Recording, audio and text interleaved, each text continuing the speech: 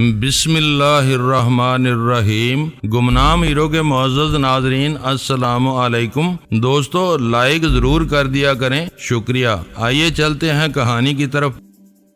ایسی بھیڑ بھاڑ میں کسی خطرناک تخریبی کارروائی کی کوشش وہی کر سکتا تھا جو اپنی زندگی اور موت سے بالکل بے پرواہ ہو کر کوئی مقصد حاصل کرنے کے لیے کوشاں ہو۔ وہ دونوں امریکی سراغر ساں اس معیار پر پورے اترتے تھے۔ ہم کس قدر بے بس ہیں۔ میرے حلق سے ایک گراہٹ آزاد ہوئی۔ ان دونوں کو پیوند زمین کر دیا جائے تب بھی ان تین افراد کو دوبارہ زندہ نہیں کیا جا سکتا جو ان کی درندگی کا نشانہ بنے ہیں۔ واقعی ہم بہت بے بس ہیں۔ سب کچھ جانتے اور سمجھتے ہوئے بھی ان دونوں کو ہاتھ تک نہیں لگا سکتے۔ اس کی آواز انتہائی پزمردہ تھی۔ کیوں ان دونوں کو تو اب تک اپنے پالے ہوئے کتوں کی خوراک بن جانا چاہیے تھا۔ سوری ڈینی، میرے جذبات بھی تم سے مختلف نہیں ہیں۔ وہ خونی پورے سفارتی پروٹوکول کے ساتھ آئے ہیں اور ہمارے مہمان ہیں۔ ان کی حفاظت ہماری ذمہ داری ہے۔ مجھے کسی پروٹوکول کی پرواہ نہیں، میں بفر گیا۔ وہ دونوں قاتل اب کراچی سے زندہ نہیں لوٹ سکتے۔ کیسا اندھیر ہے کہ ہم کٹومل کو گولی مار سکتے ہیں، نہ ان دونوں کو سزا دے سکتے ہیں۔ انہوں نے یہاں قدم جما کر کم و بیش وہی کھیل شروع کر دیا ہے جو تم امریکہ میں ان کے ساتھ کھیل کر واپس آئے ہو۔ اس کی آواز میں افسردگی رچی ہوئی تھی۔ اول خان، خدا کے لیے تم تو یہ نہ کہو میں امریکہ میں ایک مجرم کی طرح ان کی نظروں سے چھپ کر اپنے ہدف حاصل کر رہا تھا۔ یہ دونوں ہمارے مہمان بن کر ہماری نظروں کے سامنے خون ریزی کر رہے ہیں۔ ان بے شرم اور بے غیرت لوگوں سے میرا موازنہ مت کرو۔ تمہاری بات صحیح ہے، مجھے معاف کر دو۔ اس نے بلا تامل اپنی غلطی تسلیم کر لی۔ کان کھول کر سن لو، وہ تمہارے یا حکومت کے مہمان ہو سکتے ہیں، میرے لیے بدترین دشمن ہے اور میں تمہارے کسی سفارتی پروٹوکول کا پابند نہیں ہوں۔ تم انہیں انگلی نہیں لگا سکتے، لیکن میں ان بیڑیوں کے نرخرے چیر سکتا ہوں۔ میں تمہارا ہاتھ نہیں روکوں گا۔ تم کراچی کب لوٹ رہے ہو؟ ماؤتھ پیس میں اس کی آواز ابھری۔ کراچی میں سفارتی پروٹوکول نے تمہارے ہاتھ باندھے ہوئے ہیں۔ یہاں سیاسی پروٹوکول راستے کا پتھر بنا ہوا ہے۔ کھٹومل قبضے میں ہے۔ اس کے مربی کی گرفتاری کے لیے اجازت نامے کا انتظار ہے۔ مجھ سے یہ ذہنی عذاب نہیں جھیلا جائے گا۔ کھٹومل اصل مسئلہ تھا، وہ پوری طرح گرفت میں آ گیا ہے تو تم کراچی لوٹ آؤ۔ چودھری اسلام بھی کم اہم نہیں ہے، لیکن میں اس کی گرفتاری میں کوئی کردار ادا نہیں کر سکتا۔ میرے حصے کا کام مکمل ہو چکا ہے۔ یہ بتاؤ کہ کالو مکرانی کا کیا حال ہے؟ اول خان کی پیشہ ورانہ مجبوریوں کا احساس کرتے ہوئے میری جھنجھلاہٹ ختم ہو گئی۔ وہ اسپتال میں ہے اور خطرے سے باہر ہے۔ موضوع بدل جانے پر اول خان خوش ہو گیا۔ آئی جی کے تبادلے کے بعد اس کے کیس کی کیا پوزیشن ہے؟ میں نے پوچھا۔ پرانی پوزیشن بحال ہو گئی ہے۔ کالو مکرانی اور قاسم CIA کے بجائے اسی تھانے کی تحویل میں آ چکے ہیں جس کے SHO نے بیانات میں ہیر پھیر کرنے سے انکار کر دیا تھا۔ اور کھٹومل کا کیا بنے گا؟ مجھے اس کی چال بازیوں کی طرف سے فکر دامن گیر تھی۔ اصولی طور پر وہ بھی اسی تھانے کا ملزم ہے۔ اکبر رانا سے بات کر کے مجھے اندازہ ہو سکے گا کہ اس کے بارے میں کیا کیا جا سکتا ہے۔ یہ ویرا تم سے بات کرنی چاہ رہی ہے۔ اس سے کہہ دو کہ میں جلد ہی کراچی آ رہا ہوں۔ میری بات ادھوری رہ گئی کیونکہ اس اثناء میں ویرا شاید ریسیور پر قبضہ کر چکی تھی۔ تم کراچی آؤ یا نہ آؤ، میں آج شام کی پرواز سے اسلام آباد پہنچ رہی ہوں۔ ویرا کی آواز سے اس کی برہمی متراشا تھی۔ وہاں جا کر کسی چور کی طرح منہ چھپا کر بیٹھ گئے ہو۔ تمہیں کچھ احساس ہے کہ دوسرے لوگ تمہارے بارے میں کتنے فکر مند رہتے ہیں؟ مجھے کراچی چھوڑے مشکل سے چند روز ہوئے ہیں اور میں اول خان سے مسلسل رابطے میں ہوں۔ میں کام چھوڑ کر فون سے بند کر نہیں بیٹھ سکتا۔ میں نے ترکی بے ترکی جواب دیا۔ تمہاری شادی اول خان سے نہیں ہوئی، غزالہ سے ہوئی ہے۔ اس کی آواز زہریلی ہو گئی۔ شکایت غزالہ کو کرنی چاہیے، تم کیوں مرچیں چبا رہی ہو؟ میں فون پر غیر محتاط گفتگو کا متحمل نہیں ہو سکتا، اسی لیے میں نے گھر فون نہیں کیا تھا۔ اول خان سے بھی جہانگیر کے نمبر پر بات ہوتی ہے، سبب تم کو معلوم ہی ہے۔ تم CSD نکال کر اپنے ساتھ ہی لے جا سکتے تھے۔ تم نے دانستہ اسے چھوڑا ہے تاکہ اسلام آباد میں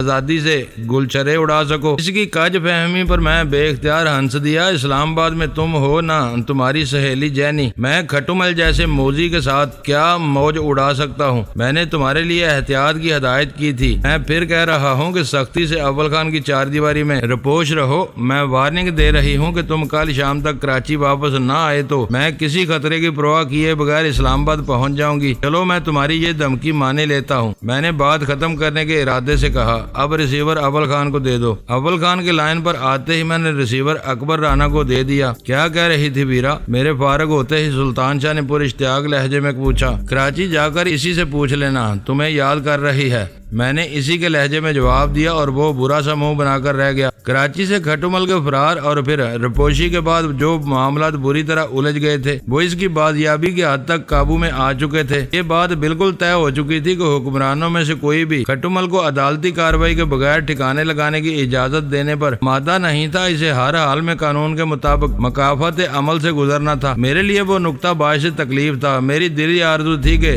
اسے قانونی موشگافیوں سے کھیلنے کی مہلت دیے بغیر کیفر کردار کو پہنچا دیا جائے۔ اس بارے میں جو کچھ کرنا تھا مجھے ہی کرنا تھا اور اس طرح کرنا تھا کہ سرکاری حلقوں میں میرے خلاف کوئی مخالفانہ جذبہ سر نہ اٹھا سکے۔ کمانڈر اکبر رانا کے بیان کے مطابق چودھری اسلام ہر وقت ان کی عقابی نگاہوں میں تھا۔ جو ہی اوپر سے گرین سگنل ملتا اسے اسلام آباد کے سیکٹر F7 میں واقع اپنے عالی شان مکان سے اٹھا کر کسی لاک اپ میں ڈال دیا جاتا۔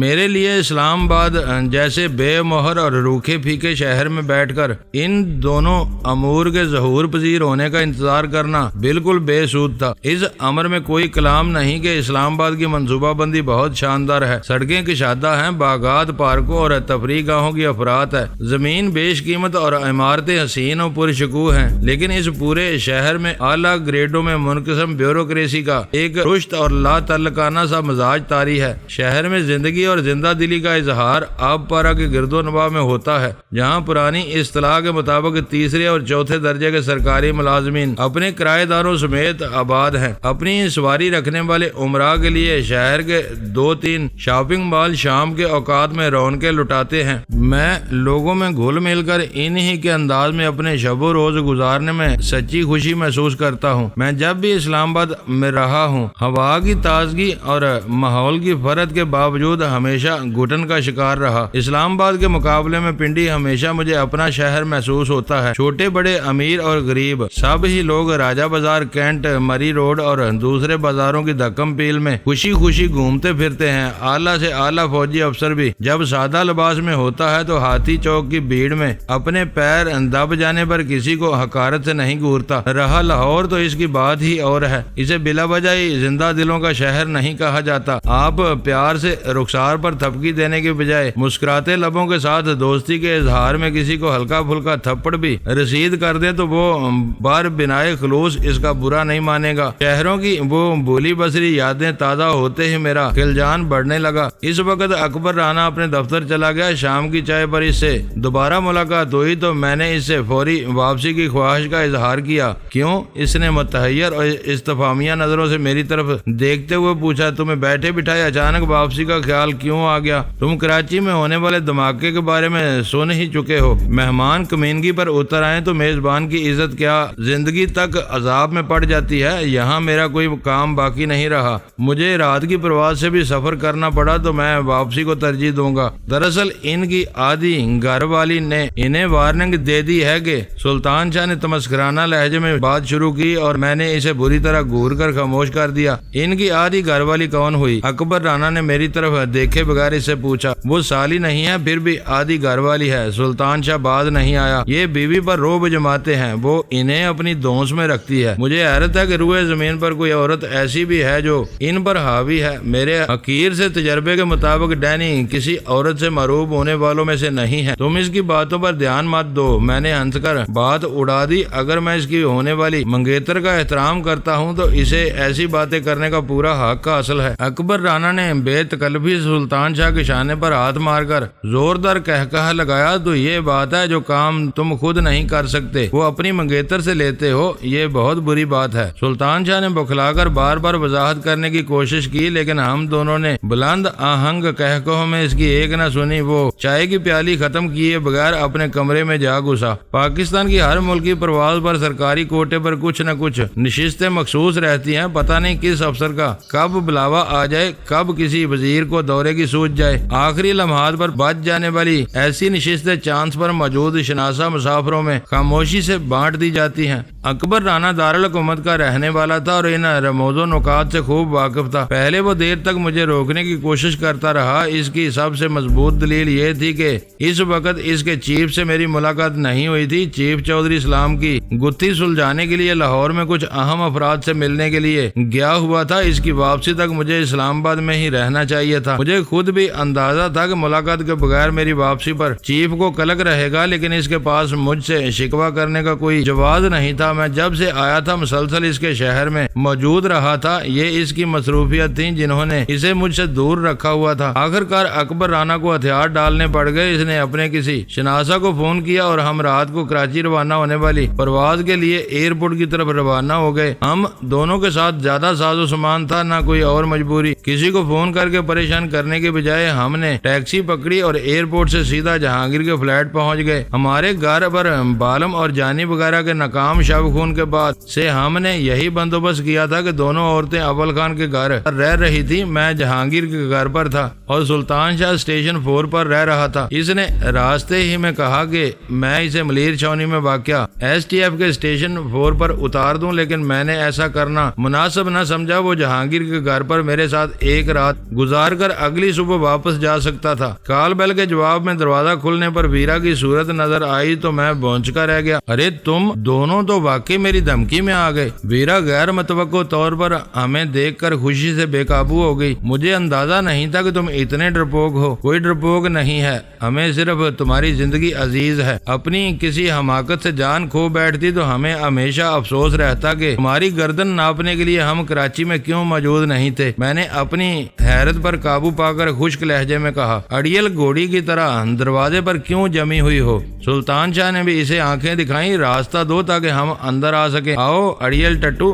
ویرا نے سلطان شاہ کا بازو تھام کر اسے بے رحمی سے اندر کھینچ لیا۔ میں ابھی تمہاری خبر لیتی ہوں، کافی دنوں بعد میرے ہاتھ آئے ہو۔ دروازے پر ہماری آوازیں سن کر سلمہ کے ساتھ جہانگیر بھی پتلی سی راہداری کے سرے پر آ گیا۔ رات بھیگ جانے کے باوجود جہانگیر صرف سرور میں تھا، نشے میں دھت نہیں تھا۔ ہمیں دیکھ کر وہ دونوں بھی خوش ہو گئے۔ مجھے خوشی ہے کہ کراچی کی رونقیں لوٹ آئیں۔ جہانگیر نے مسرت سے کہا، جب تک کان تمہاری بکواس نہ سن لیں زندگی بے کیف سی محسوس ہوتی ہے۔ اسلام آباد کے اسٹیشن 9 پر کمانڈر اکبر رانا کی احترام آمیز میزبانی کے سامنے وہ بے تکلفانہ استقبال بہت مسرت انگیز تھا۔ تمہیں اول خان کے گھر پر ہونا چاہیے تھا، تم یہاں کیا کر رہی ہو؟ میں نے لابی سے گزر کر ڈرائنگ روم میں ایک صوفے پر بیٹھ کر ویرا سے سوال کیا۔ مجھے کسی کے مشورے کی ضرورت نہیں، میں اچھی طرح جانتی ہوں کہ مجھے کس وقت کہاں ہونا چاہیے۔ تم میرے ہیڈ ماسٹر نہیں ہو، کچھ پوچھنا ہی ہے تو اپنی جورو سے پوچھو۔ ویرا کا جارحانہ جواب سن کر میرے کان کھڑے ہو گئے۔ میرے ذہن میں شبہ نے سر ابھارا کہ کہیں وہ غزالہ سے لڑ کر وہاں نہ آئی ہو۔ کیا غزالہ سے تمہاری کوئی انبن ہوئی ہے؟ میں اپنے اضطراری سوال کو زبان پر آنے سے نہیں روک سکا۔ یار تم بھی کس کی باتوں میں آ رہے ہو؟ جہانگیر نے میرے شانے پر ہاتھ مار کر کہا، دوپہر کو اول خان اسے یہاں چھوڑ کر کسی کام سے گیا ہے، واپسی پر اپنے ساتھ گھر لے جائے گا۔ یہ اس کے انتظار میں اب تک 3 ڈبل ٹکا چکی ہے۔ میں نے ڈرائنگ روم کی خالی تپائیوں پر نظریں دوڑائیں، ہونٹ سکیڑ کر 1-2 گہرے گہرے سانس لیے، پھر پوچھا، یہاں کی آب و ہوا تو صاف ہے، یہ شغل کہاں ہو رہا تھا؟ میرے بیڈ روم کے سوا انہیں اور کہاں جگہ ملتی؟ سلمہ نے مسکرا کر جواب دیا۔ میں نے ویرا کو مہمان سمجھ کر کمرہ چھوڑ دیا اور ڈرائنگ روم میں آ بیٹھی تھی۔ یہاں کی آب و ہوا تمہیں اسی لیے صاف ستھری محسوس ہو رہی ہے۔ ہاں، تمہارے بدن میں آب و ہوا نتھارنے کے فلٹر جو لگے ہوئے ہیں۔ جہانگیر نے اپنی بیوی پر چوٹ کی۔ سلمہ نے اس کی بات کا ذرا بھی برا نہیں منایا۔ سب خوشگوار موڈ میں تھے اور ایک دوسرے کی ٹانگ کھینچنے کی کوششوں میں لگے ہوئے تھے۔ اول خان کہاں گیا ہے؟ اب تک اسے لوٹ آنا چاہیے تھا۔ میں نے ویرا سے مخاطب ہو کر سنجیدگی سے سوال کیا، کہیں وہ کسی مشکل میں نہ گر گیا ہو؟ آج کل وہ موبائل فون سے پورا فائدہ اٹھا رہا ہے۔ تھوڑی دیر پہلے بتا چکا ہے کہ اسے لوٹنے میں کچھ اور وقت لگے گا، مگر وہ ہے کہاں؟ میں نے الجھ کر پوچھا۔ ویرا نے بے پرواہی سے کہا، تمہاری طرح وہ بھی اپنی مصروفیات کے بارے میں کسی کو اعتماد میں نہیں لیتا۔ اس گھر میں جامع جم نہیں ہے، اجازت ہو تو ہم دونوں اپنے گلاس یہیں لے آئیں۔ جہانگیر نے ملتجانہ نظروں سے میری طرف دیکھتے ہوئے پوچھا۔ ہرگز نہیں۔ سلمہ نے اس پر آنکھیں نکالی۔ یہ طے ہو چکا ہے کہ اب تم اپنے بیڈ روم سے باہر ایک گھونٹ بھی نہیں ہوگے۔ آج رات ہم یہیں سو جائیں گے تو ڈرائنگ روم ہمارا بیڈ روم بن جائے گا۔ آپس کے گھریلو معاہدے ایسی رواداری سے ہی چل سکتے ہیں، ورنہ ٹوٹ جاتے ہیں، جہانگیر نے ڈٹائی سے کہا۔ نو۔ ویرا یک بیک سلمہ کی حمایت پر تل گئی۔ بیوی اپنے شوہر کی پیر کی جوتی نہیں ہوتی، اسے روا رواداری کی پٹی پڑھانے کے بجائے تم خود بھی رواداری سے کام لو۔ میں تو تمہارا گلاس بھی یہیں لانا چاہ رہا تھا۔ مایوسی سے جہانگیر کا منہ لٹک گیا۔ تمہاری اطلاع کے لیے عرض ہے کہ میرا گلاس بالکل خالی ہے۔ تمہارے کہنے کے مطابق میں 3 ڈبل ٹکا چکی ہوں، اب تمہاری جیب پر چوتھے کا بوجھ نہیں ڈالوں گی۔ ارے یہ تم کیسی چھوٹی بات کہہ رہی ہو؟ جہانگیر بالہانہ فریفتگی سے بولا۔ خدا کی قسم میرا یہ مطلب نہیں تھا۔ تم جیسی خوش اخلاق دوست پر سے تو بوتلیں قربان کی جا سکتی ہیں۔ میں ڈینی کو تعداد کے ذریعے تمہارے موڈ کے بارے میں بتا رہا تھا۔ خیر، ویرا نے سلمیٰ کو آنکھ مار کر بے رخی سے کہا، مجھے ایسے لوگ سخت ناپسند ہیں جو پلانے کے بعد گلاس گنوانے بیٹھ جاتے ہیں۔ جا کر اپنی اسکاچ خود پیتے رہو۔ دیکھو ویرا، مجھے ایسا گھٹیا تانا نہ دو۔ جہانگیر اس کے سامنے گگیانے لگا۔ تھوڑی دیر پہلے تم مجھے اپنا پسندیدہ میرا مطلب ہے پسندیدہ آدمی قرار دے رہی تھی۔ ڈینی کے آتے ہی تم نے مجھ سے ایک دم آنکھیں پھیر لی ہیں۔ ڈینی کے آنے کے پہلے تم نے ایسی کوئی بات بھی نہیں کی تھی۔ مجھ پر تانا زنی کرو گے تو ایسی کڑوی کسیلی باتیں سنتے رہو گے۔ جب تک تم بھیگی بلی بنے ہوئے تھے میں بھی تقریباً تمہاری بیوی جیسی فرما برداری کا مظاہرہ کر رہی تھی۔ یہ ہو جہانگیر گڑبڑا کر بلا وجہ ہی زور سے ہنسنے لگا۔ چھوڑو، لعنت بھیجو ان خرافات پر۔ جھگڑوں میں کیا رکھا ہے؟ کچھ اچھی باتیں کرو۔ مجھے تو اس وقت بھی کسی بھیگے ہوئے بلے کی طرح مکار نظر آ رہا ہے۔ میں نے ویرا کے کنایوں سے نتیجہ اخذ کرتے ہوئے معنی خیز انداز میں کہا، مجھے معلوم ہے کہ تم دونوں آفت کے پرکالے ہو۔ جہانگیر فضا میں دونوں ہاتھ جوڑ کر بولا، پیچھے پڑ گئے تو میری مٹی ایسی پلید کرو گے کہ میں ہفتوں منانے کے باوجود سلمیٰ کا دل صاف نہیں کر سکوں گا۔ کسی شریف آدمی کا گھر بگاڑنا اچھی بات نہیں ہے۔ شریف آدمی؟ ویرا نے ہلکا سا کہا لگایا اور احتجاجیہ انداز میں کہا، شرافت سے اپنے پرانے گلاس کے ساتھ میرے لیے چوتھا ڈبل بنا لاؤ۔ جہانگیر نے خاموشی سے اپنی جگہ چھوڑ دی۔ سلمیٰ بے بسی سے ہونٹ بنچے دور تک اس احمق کو گھورتی رہی۔ اس کی آنکھوں میں غصے اور بے بسی کے آثار نمایاں تھے۔ ویرا نے اس کے پہلو میں بیٹھ کر اسے بے اختیار اپنی باہوں میں بھینچ لیا۔ پیچو تاب کھانے کی ضرورت نہیں، یہ سب مذاق کی باتیں تھیں۔ تم خوش نصیب ہو کہ تمہارا میاں اپنا ہر اچھا برا شوق گھر میں پورا کرتا ہے، بس وہ نشے میں ذرا گودی ہو جاتا ہے۔ مجھے دکھ اسی بات کا ہوتا ہے کہ پی کر وہ خود کو ہر ایک کے مذاق کا نشانہ بنا لیتے ہیں۔ انہیں ذرا بھی احساس نہیں ہوتا کہ اس طرح میری کتنی سبکی ہوتی ہے۔ اپنے شوہر پر ناز کرنا ہر عورت کا مان ہوتا ہے۔ سلمیٰ نے ارزدگی سے اپنے دل کی بڑاس نکالی، تمہاری کوئی سبکی نہیں ہوئی، وہ تمہارا شوہر ہے تو میرا بھائی ہے۔ ویرا نے بے باکی سے وہ عجیب بات کہہ کر ہر ایک کو چونکا دیا۔ ایسے رشتوں میں کہاں کسی کی سبکی ہوتی ہے؟ سلمیٰ کی آنکھوں میں امید کے دیے جل اٹھے۔ اس نے بے اعتباری سے ویرا کی جھیل جیسی گہری اور نیلی آنکھوں میں جھانکا جہاں کچھ بھی نہیں تھا۔ ویرا ایسی ہی مکار اداکارہ تھی کہ جب چاہتی اپنے اوپر کوئی بھی کیفیت طاری کر لیتی تھی۔ ایسے مواقع پر اس کی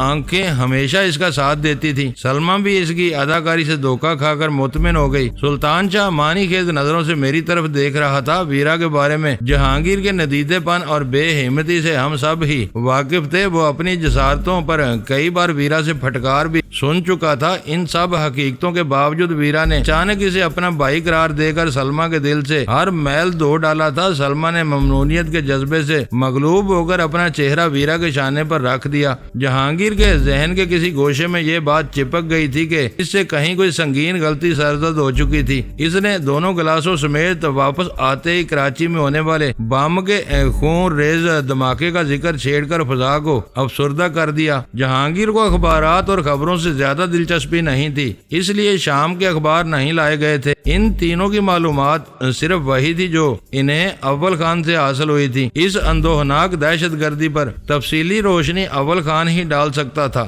وہ موضوع ختم ہونے سے پہلے مجھے خیال آیا کہ کسی پیشگی منصوبہ بندی کے بغیر ہم سب جہانگیر کے گھر یکجا ہو چکے تھے۔ صرف غزالہ ہمارے درمیان نہیں تھی۔ میں اپنی جگہ چھوڑ کر فوراً فون کی طرف بڑھ گیا۔ فون غزالہ نے اٹھایا اور ایک طویل وقفے کے بعد میری آواز سن کر مسرور ہو گئی۔ میں نے جب اسے بتایا کہ میں کراچی میں جہانگیر کے گھر سے بول رہا تھا تو اس کی خوشی کی انتہا نہ رہی۔ وہ ہر حال میں خوش رہنے اور شکوہ نہ کرنے والی ایسی صابر لڑکی تھی جو میری ساری خامیوں کو رضا کرانہ طور پر نظر انداز کر کے ہمیشہ میری خوبیوں پر نگاہ رکھتی تھی۔ اس نے مجھ سے گلہ شکوہ نہیں کیا کہ میں امریکہ سے لوٹنے کے بعد دوبارہ اسے چھوڑ کر کیوں چلا گیا تھا۔ اسے مجھ سے اپنے گھر بار اور پرسکون گھریلو زندگی کے بارے میں جو کچھ کہنا تھا وہ خلوت میں کہہ چکی تھی۔ اس کے سوالوں کا کوئی جواب میرے پاس نہیں تھا۔ میں نے بس اسے اپنی مجبوریاں بتا دی تھیں اور اس نے ان ناگزیر حالات کے سامنے سر تسلیم خم کر دیا تھا۔ دونوں طرف سے مزاج پرسی اور چاہتوں کے بھرپور اظہار کے بعد غزالہ کی ملائم اور ملکوتی آواز میرے کانوں میں آئی، مجھے معلوم ہے کہ آپ یہاں نہیں آئیں گے، ہم سب کب تک یوں ہی بکھرے رہیں گے۔ نادرہ کا وہ مکان بھی خالی ہے جہاں میں نے بدری ناتھ اور اس کے ساتھی کو ٹھہرایا تھا، مگر وہ مخدوش ہے۔ امریکی ایجنٹوں نے نادرہ سے اسی پتے پر رجوع کیا تھا۔ میری تجویز سن کر غزالہ نے کہا وہ نادرہ کے چکر میں وہاں پہنچے تھے، ان کے لیے اب وہ باب بند ہو چکا ہے، وہ سوچ بھی نہیں سکیں گے کہ ہم نے وہ گھر آباد کر لیا ہے۔ دشمن کو کبھی حقیر نہیں سمجھنا چاہیے۔ تمہیں معلوم ہے کہ بعد میں اس مکان کی تلاش میں پورے علاقے کا فضائی سروے کر کے اس کی چھت پر رنگ سے بھری ہوئی تھیلیاں پھینک کر مارکنگ کی گئی تھی تاکہ بعد میں گھر پر ایئر کمانڈوز اتارے جا سکیں۔ آپ کی یادداشت حیرت انگیز ہے، واقعات کی گرد میں یہ سب بہت پیچھے نظر آتا ہے، لیکن یہ زیادہ پرانی بات نہیں ہے۔ اس نے بلا حیلہ و حجت اعتراف کر لیا۔ امن اور سکھ چین ذرا دور کی باتیں ہیں، لیکن میرے ساتھ رہنا تمہارا حق ہے۔ میں ان ضروریات سے غافل نہیں ہوں۔ پہلی فرصت میں کوئی نہ کوئی بندوبست کر لیا جائے گا۔ میں اپنی نہیں آپ کی بات کر رہی تھی۔ فلیٹ چھوڑنے کے بعد ہم چاروں افراد 3 جگہوں پر بکھر گئے ہیں اور سب بے آرام ہیں، اس نے وضاحت کی۔ میں نے زیر لب مسکراہٹ کے ساتھ ایک نرم سا جواب دے کر گفتگو کا سلسلہ منقطع کر دیا۔ اول خان کے آنے تک وہ محفل یوں ہی جمی رہی۔ چوتھے گلاس کے خاتمے کے بعد میں نے جہانگیر اور ویرا کی مے نوشی پر پابندی لگا دی۔ ویرا سگریٹیں پھونک پھونک کر وقت گزارتی رہی۔ ہم تینوں وقفے سے چائے نوشی کرتے رہے۔ ہمارے درمیان سلمہ بھی موجود تھی، اس لیے کھٹو مل کے بارے میں زیادہ کھل کر بات نہیں ہو سکی۔ ویرا کو یہ اندازہ پہلے ہی ہو چکا تھا کہ صورت احوال ہمارے قابو میں تھی۔ اول خان رات کے 1 بجے کے قریب واپس آیا تو اس کے چہرے سے تھکان اور اضملال کا اظہار ہو رہا تھا۔ وہ آتے ہی ایک صوفے پر گر گیا۔ میں اشارے سے سلمہ کو ایک طرف لے گیا۔ وہ ہر وقت دل و جان سے میری کسی اشارے بازی کی منتظر رہتی تھی۔ جاٹ لابی کے گوشے میں آ گئی۔ جہانگیر چمکیلی دھوپ میں پھینکے ہوئے کسی الو کی طرح دیدے پھاڑ پھاڑ کر ہر ایک کو دیکھنے کی کوشش کر رہا ہے۔ اس کی زبان بھی لڑکھڑا رہی ہے۔ اسے تماشا بنانے کی بجائے سہارا دے کر کمرے میں لے جاؤ، مہمانوں سے میں نمٹ لوں گا، میں نے دھیمی آواز میں کہا۔ وہ خود بھی اٹھنا چاہ رہے ہوں گے، میں ابھی انہیں لے جاتی ہوں۔ اس سے شاید اٹھا بھی نہیں جائے گا، میں سب کو اپنے کمرے میں لے جاتا ہوں، بعد میں تم اسے سنبھال لینا۔ وہ سب کے سامنے گر گیا تو تم کو بھی صبحی محسوس ہوگی۔ سلمہ نے سینے سے گہرا سانس خارج کر کے مجھے گورا اور بہت بہتر کہہ کر تیزی سے ڈرائنگ روم کی طرف چل دی۔ ادھر میرے کمرے میں آ جاؤ، میں نے ڈرائنگ روم کی دہلیز پر کھڑے ہو کر کہا۔ میری آواز پر جہانگیر نے چونک کر اپنی ناک بوں پر زور دینا شروع کر دیا۔ وہ تم سے نہیں دوسروں سے کہہ رہے ہیں، سلمہ نے اس کے سر پر پہنچ کر کہا۔ اس دوران میں باقیہ تینوں افراد اپنی جگہ چھوڑ چکے تھے۔ ایک مدت کے بعد آج میں اتنی زیادہ تکان محسوس کر رہا ہوں۔ اول خان نے میری خوابگاہ میں داخل ہو کر مسحری پر نیم دراز ہوتے ہوئے کہا۔ تم بے فکر ہو کر لیٹ جاؤ، میری موجودگی کی پرواہ مت کرو۔ ویرا نے مشورہ دیا۔ بھاگ دوڑ کے بعد نتائج بالکل صفر ہوں تو تھکن کا احساس بڑھ جاتا ہے۔ تم نے پتے کی بات کہی ہے، اول خان پھیکی سی مسکراہٹ کے ساتھ بولا۔ آج میرے ساتھ یہی ہوا ہے، یہاں سے میں زور لگا رہا ہوں۔ ہمارا چیف لاہور میں ڈیرا ڈالے بیٹھا ہے، لیکن چودھری اسلام کی گرفتاری کی کوئی راہ نہیں مل رہی۔ حیرت ہے کہ اس جیسے مجرموں اور منشیات فروشوں کو ہمارے یہاں کس قدر اونچے پیمانے پر تحفظ حاصل ہے۔ میں نے کہا، پتہ نہیں کھٹو مل کے ستارے کیوں گردش میں آ گئے۔ کھٹو مل کا مقدمہ کراچی میں تیار ہوا ہے، چودھری اسلام طاقت کے مرکز میں بیٹھ کر اپنے مہرے کھیل رہا ہے۔ اول خان بولا۔ دیکھا جائے تو کھٹو مل دراصل چودھری اسلام کا ایک اہم مہرہ تھا، اسے پٹوا کر وہ اپنی بازی بچانے کی کوشش کر رہا ہے۔ اول خان کی فرمائش پر ویرا کافی اور سینڈوچ بنانے کے لیے کچن میں چلی گئی۔ ہم تینوں کی گفتگو جاری رہی۔ اس وقت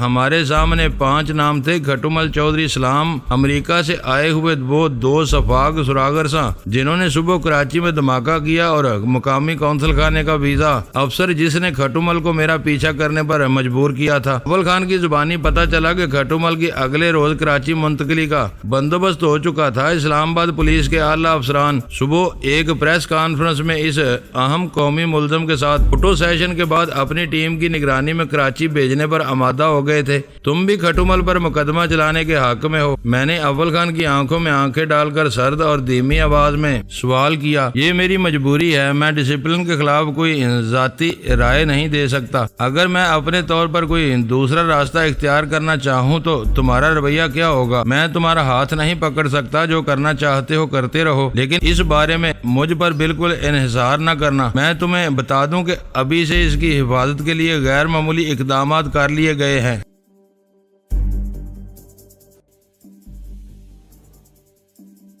دوستو ویڈیو کو لائک ضرور کر دیا کریں۔ ISI پاک آرمی زندہ باد، پاکستان پائندہ باد۔ معزز ناظرین، اپنا خیال رکھیے گا اور اپنے اس چینل کا بھی شکریہ۔